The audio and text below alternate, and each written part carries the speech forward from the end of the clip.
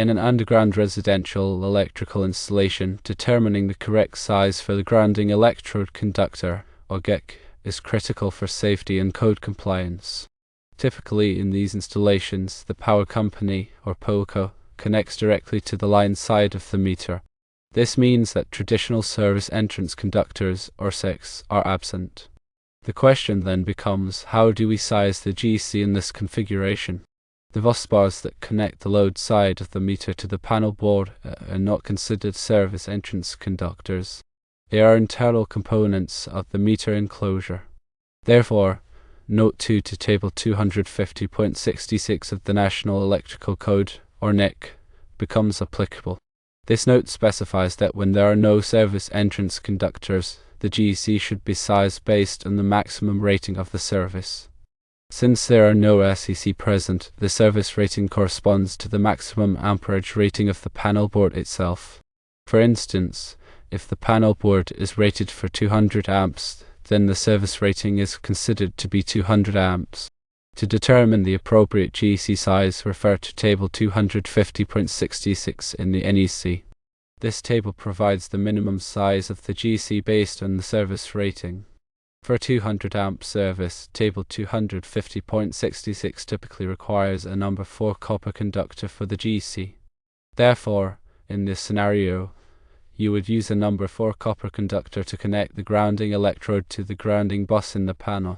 Let's consider a few more examples. Suppose you have a 100 amp panel in a similar underground installation. Consulting Table 250.66, you would likely find that a number 8 copper conductor is sufficient for the GC. Conversely, if you have a larger 400 amp panel, the table would necessitate a larger GC, such as a number 2 copper conductor or larger, depending on the specific electrode used. It's important to note that these are minimum sizes. Local codes or specific installation requirements might mandate a larger conductor.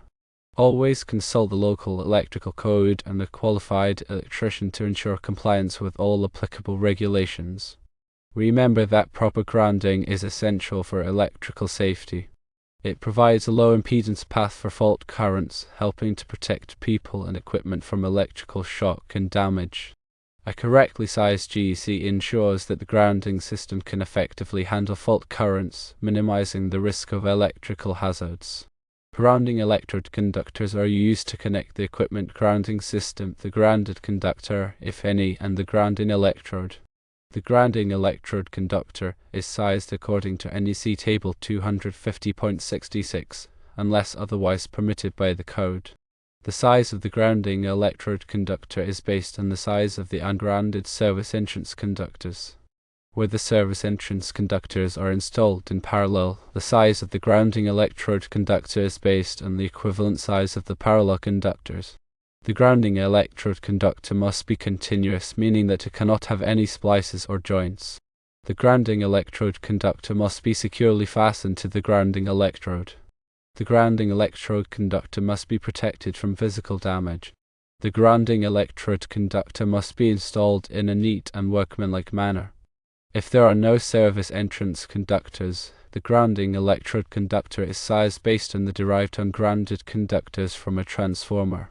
Firstly, determine the size of the derived ungrounded conductors from the transformer. Secondly, based on the conductor size from the first step, locate the size of the grounding electrode conductor from Table 250.66 in the NEC. Now, let's delve deeper into the specifics of Table 250.66. This table provides the minimum size of the grounding electrode conductor based on the size of the service entrance conductors, or, in the absence of service entrance conductors, based on the maximum rating of the service. The table is divided into columns, with each column representing a range of service conductor sizes. The rows in the table indicate the corresponding minimum size of the grounding electrode conductor for different grounding electrode types, such as copper, aluminum, and copper-clad aluminum. For example, if you have copper service entrance conductors sized at 2/0 American wire gauge to 3/0 American wire gauge, the table will specify the minimum size of the grounding electrode conductor for different grounding electrode types. For a concrete encased electrode or ground ring, the minimum size might be number 4 copper. For a rod, pipe, or plate electrode, the minimum size might be number 6 copper. It's crucial to select the correct row in the table based on the type of grounding electrode you are using. Different grounding electrodes have different current carrying capacities, and the table accounts for these differences. Also, pay attention to any notes or exceptions associated with Table 250.66. These notes might provide additional guidance or allow for reduced GEC sizes in certain situations. For instance, there might be an exception that allows for smaller GEC if certain conditions are met, such as when the grounding electrode is a concrete encased electrode that meets specific requirements. In addition to Table 250.66, it's also important to consider the requirements of Section 250.66 in the NEC. This section provides general requirements for the installation of the grounding electrode conductor, including the materials, routing, and protection of the conductor. The grounding electrode conductor must be made of copper, aluminum, or copper-clad aluminum. It must be protected from physical damage by being installed in conduit or other approved means. The grounding electrode conductor must be securely connected to the grounding electrode in the grounding bus in the panel board. The connection must be made using approved connectors or clamps. The grounding electrode conductor must be installed in a neat and workmanlike manner.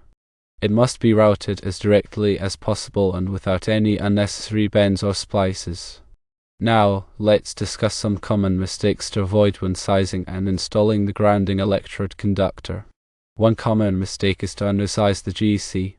This can occur when the electrician fails to properly determine the service rating or misinterprets Table 250.66.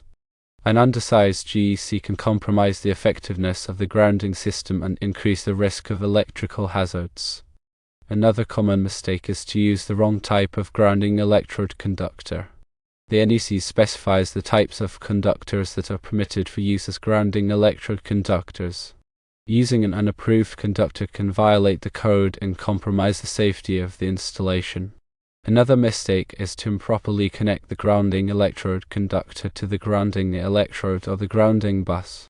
The connection must be secure and made using approved connectors or clamps. A loose or corroded connection can increase the impedance of the grounding path and reduce the effectiveness of the grounding system. Another mistake is to fail to protect the grounding electrode conductor from physical damage. The NEC requires that the grounding electrode conductor be protected from physical damage by being installed in conduit or other approved means. Failure to protect the conductor can lead to damage and corrosion, which can compromise the grounding system. Finally, another mistake is to fail to properly document the grounding electrode system. The NEC requires that the grounding electrode system be documented, including the size and type of grounding electrode conductor, the type of grounding electrode, and the location of the grounding electrode. Proper documentation is essential for future maintenance and troubleshooting. Let's consider some other factors that can affect the sizing of the grounding electrode conductor. One factor is the type of grounding electrode used. The NEC recognizes several different types of grounding electrodes, including rod electrodes, pipe electrodes, plate electrodes, and concrete encased electrodes. Each type of grounding electrode has different characteristics and requirements. For example, rod electrodes and pipe electrodes must be driven at least 8 feet into the ground. Plate electrodes must have a surface area of at least 2 square feet. Concrete encased electrodes must be encased in at least 2 inches of concrete. The type of grounding electrode used can affect the size of the grounding electrode conductor. For example, a concrete encased electrode typically requires a smaller grounding electrode conductor than a rod electrode or pipe electrode. Another factor that can affect the sizing of the grounding electrode conductor is the soil resistivity. Soil resistivity is a measure of how well the soil conducts electricity. Soils with high resistivity require larger grounding electrode conductors than soils with low resistivity. Soil resistivity can vary depending on the type of soil, the moisture content, and the temperature.